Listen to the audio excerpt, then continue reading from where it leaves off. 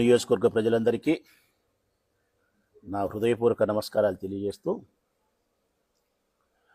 ప్రొద్దుటూరు పట్టణ ప్రజలారా,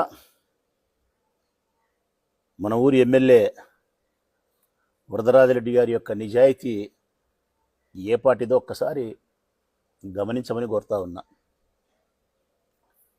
2-3 రోజులుగా సోషల్ మీడియాలో వైరల్ అవుతా ఉంది ఒక విషయం, విపరీతంగా వైరల్ అవుతా ఉంది. ఆ విషయం ఏమిటంటే, 1 టౌన్ సిఐ శ్రీరామ్, సర్కిల్ ఇన్స్పెక్టర్గా బాధ్యతలు నిర్వహిస్తున్నటువంటి శ్రీరామ్ కరెక్ట్గా 36-37 రోజుల కల్లా బదిలీ. అంతే, 1 నెల తిరగతలకే బదిలీ చేయించినాడు.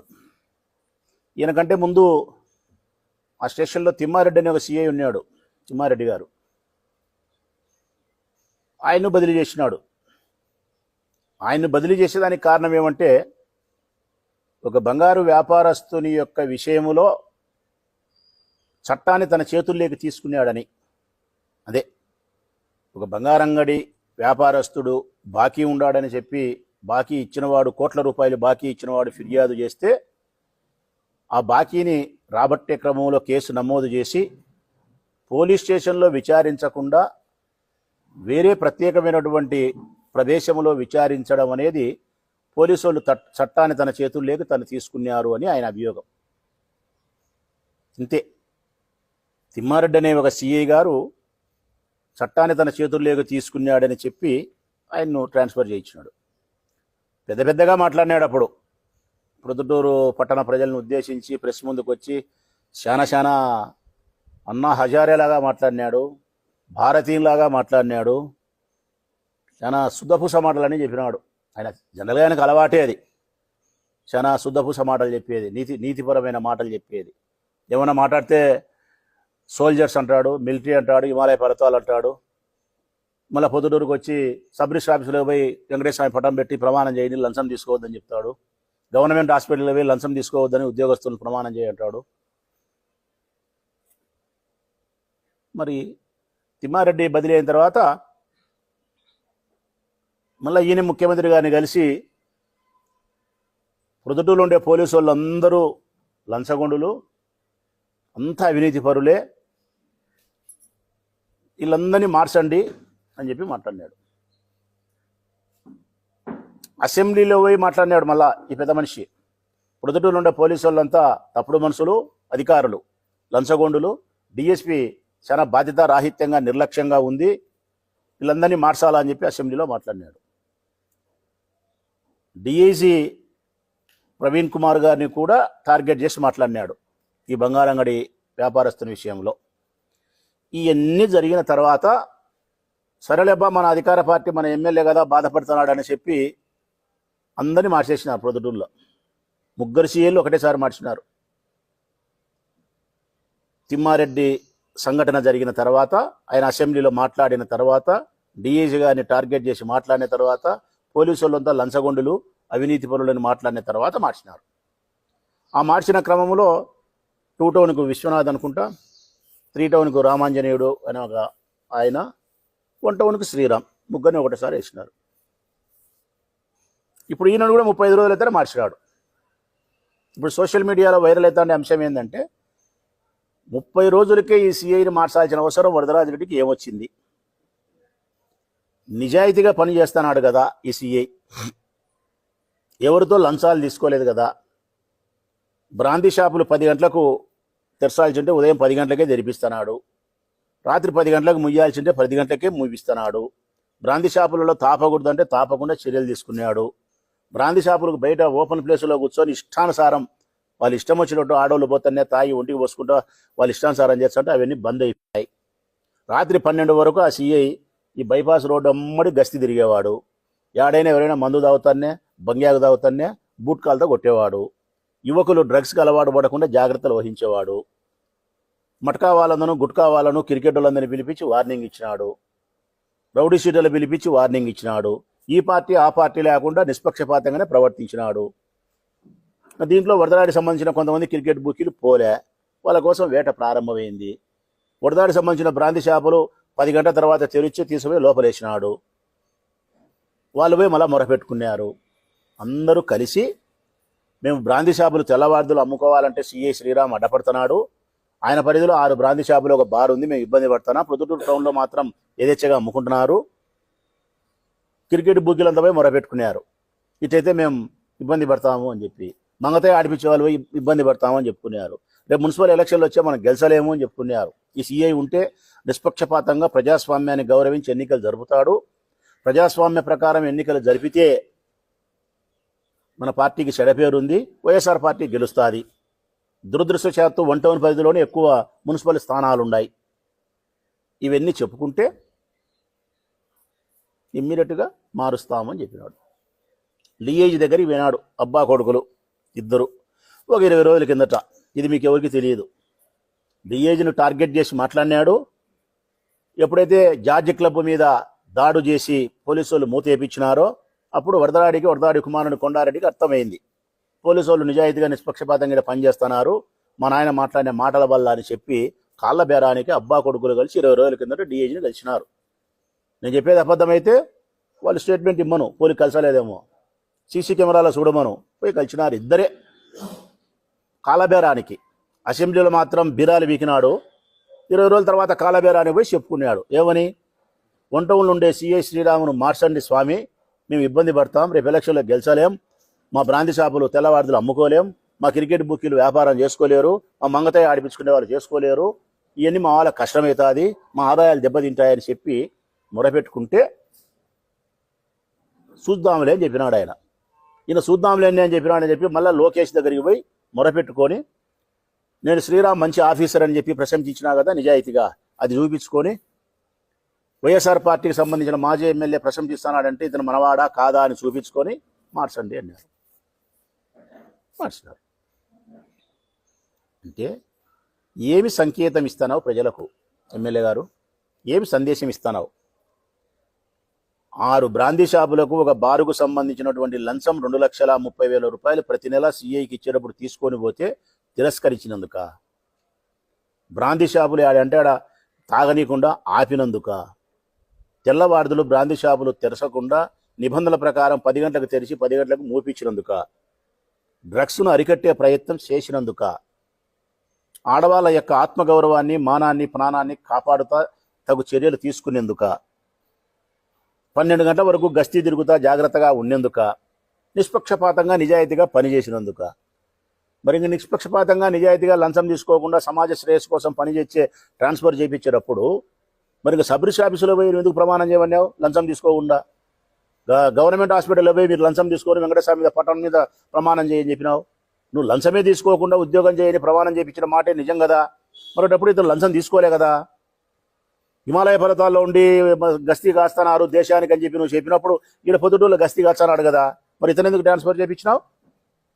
దానికి ఒకటే కారణం, ఏ ఆఫీసర్ అయినా ఇక్కడికి వచ్చిన వాడు మీ అధికారానికి తల ఒగ్గి పని చేయాలా, మీరు చెప్పినట్టు డూడు బసవన్నని తల ఊపాలా, మీ అసాంఘిక కార్యకలాపాలకు మీ మనుషుల యొక్క అసాంఘిక కార్యకలాపాలకు ఉపయోగపడాలా, మీ ఆదాయ వనరులకు ఏ పోలీస్ ఆఫీసర్ అయినా ఉపయోగపడాలా. అంటే ఇసుక తోలుకుంటానే ఏమనకూడదు, బియ్యం అమ్ముకుంటానే చౌక దుకాణంలో ఉండే బియ్యం అమ్ముకుంటానే ఏమనకూడదు, క్రికెట్ బూకీలు వాళ్ళ యథేచ్ఛగా పందాలు నిర్వహిస్తానే ఏమనకూడదు, జూదాలు మంగతాయి పెట్టి ఆడిపించుకుంటానే ఏమనకూడదు, బ్రాందీ షాపులు తెల్లవారుదులు తాపించినా ఏమనకూడదు, విచ్చలవిడిగా గంజాయి అమ్మినా ఏమనకూడదు, ఎక్కడైనా భూములు కబ్జాలు చేస్తానే కానీ కొట్లాడుకునే కేసులు పెట్టినా వాళ్ళ మీద కేసులు రిజిస్టర్ చేయకూడదు. పైపిచ్చు రేపు ఎన్నికలు వచ్చే కదా వైఎస్ఆర్ కాంగ్రెస్ పార్టీని ఓడించేదానికి ప్రజాస్వామ్యాన్ని కూని చేసి మీ మాట వినాలా. ఎప్పుడైనా అడపా మీరు చెప్పే తప్పుడు కేసులు మా వాళ్ళ మీద నమోదు చేయాలా. ఇవన్నీ చేస్తే ఆ ఆఫీసర్ మంచివాడు ఇక్కడ ఉంటాడు. ఈ చెయ్యకుండా చట్టానికి తలవొగ్గి కరెక్ట్గా పని చేస్తే గన మాకొద్దు. తిమ్మారెడ్డిని ట్రాన్స్ఫర్ చేసినది చట్టాన్ని తన చేతిలోకి తీసుకున్నాడని చేసినావు. శ్రీరామును బదిలీ చేసినది చట్టాన్ని తెచ్చి నీ కాళ్ళకాడ పెట్టలేదని ట్రాన్స్ఫర్ చేసినావు. ఆయనేమో చట్టాన్ని చేతిలోకి తీసుకున్నాడని ట్రాన్స్ఫర్ చేసినావే, మరి ఈయనను ట్రాన్స్ఫర్ చేసేదానికి కారణం ఆ చట్టాన్ని తెచ్చి నీ కాళ్ళకాడ పెట్టలేదని. నేను పోలీస్ అధికారులు కూడా విజ్ఞప్తి చేస్తా ఉన్నబ్బా మీ అందరికీ, మాకు తెలిసిన పౌరులు అనుకునే విధానం ప్రకారం వినయపూర్వకంగానే విజ్ఞప్తి చేస్తానా స్వామి మీకు నేను. మీరేం బాధపడాల్సిన అవసరం లే. ఏ పోలీస్ అధికారైనా కానీ అధికారానికి తలవగ్గి పనిచేస్తే, అధికార పార్టీ ఎమ్మెల్యేలకు తలవగ్గి పనిచేస్తే చట్టవిరుద్ధంగా మీరు గుమస్తా అవుతారు, పోలీసు గారు. అదే అధికారానికి తలవగ్గకుండా చట్టానికి తలవొగ్గి నిజాయితీగా పనిచేస్తే వాడు పోలీస్ అవుతాడు. పోలీస్కైతే సెల్యూట్ చేస్తారు పౌరులు, గుమస్తాకైతే సెల్యూట్ చేయరు పోలీసు అధికారులారా, చెయ్యరు. నేనైతే చెయ్యను. నేను పోలీసుకి అయితే మాత్రం సెల్యూట్ చాలా గౌరవిస్తా, గుమస్తానైతే గౌరవించను. పౌరులు కూడా అదే అంటున్నారు. పోలీసులాగా పనిచేసేదానికి రాజకీయ పార్టీలు సహకరించాలా, వారికి ఆ స్వేచ్ఛ ఇయ్యాలా, అధికార దుర్వినియోగానికి పాల్పడకూడదు, సమాజ శ్రేయస్సు కోసం పనిచేయాలా పోలీసు వాళ్ళు. ఇదెక్క న్యాయం?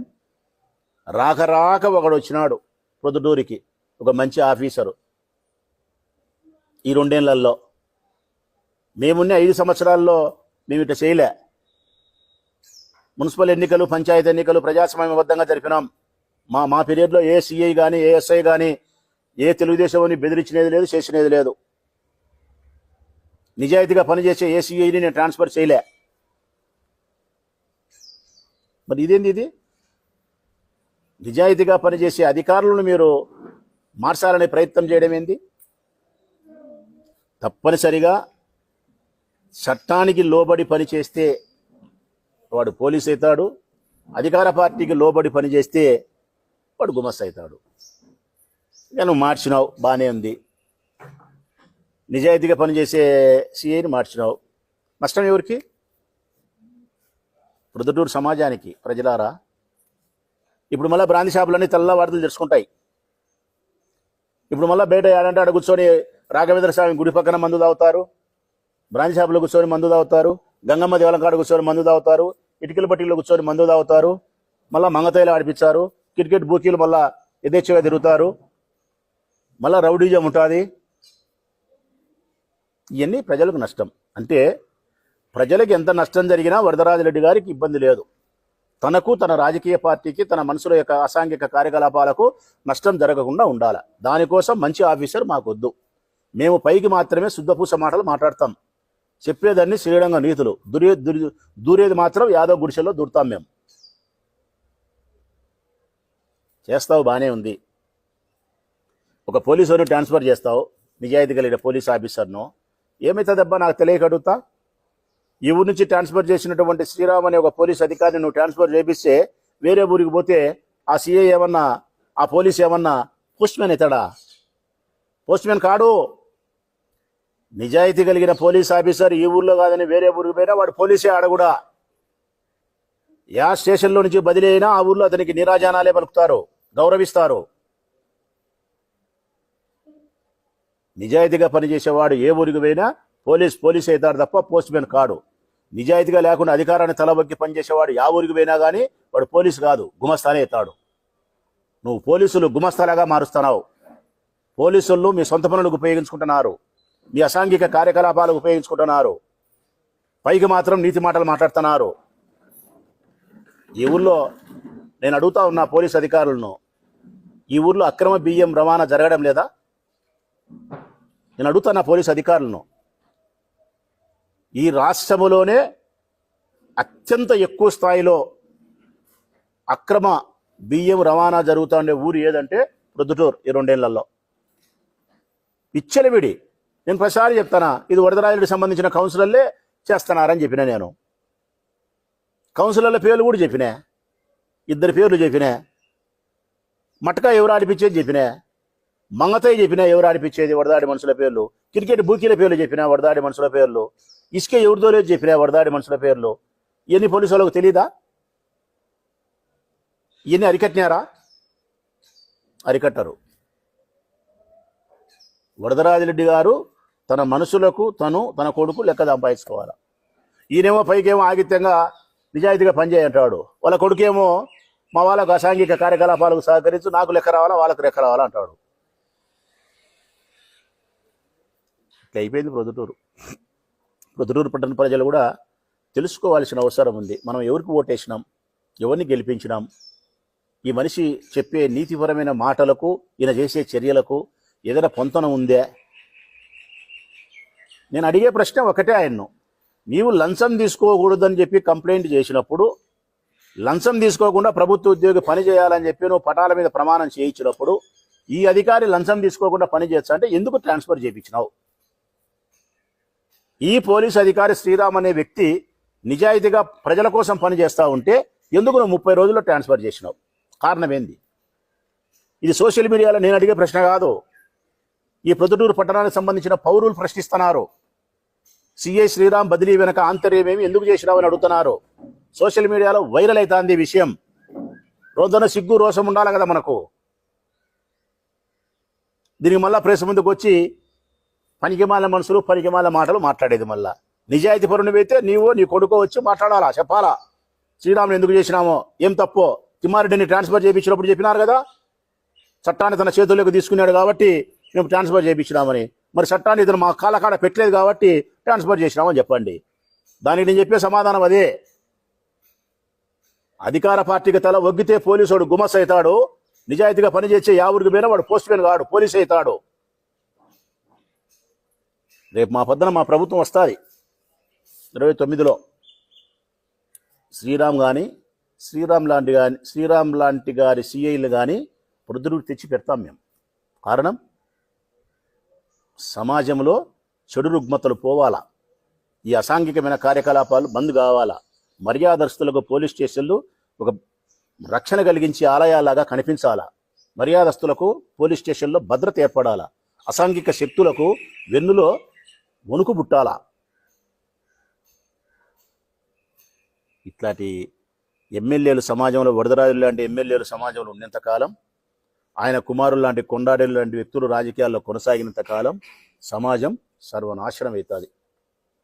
సిఐ శ్రీరామును అకారణంగా ఆకస్మికంగా 30 దినాల్లో బదిలీ చేసినందుకు మేమైతే ఈ ప్రొద్దుటూరు పట్టణ ప్రజలతో కలిసి విచారాన్ని వ్యక్తం చేస్తున్నాం.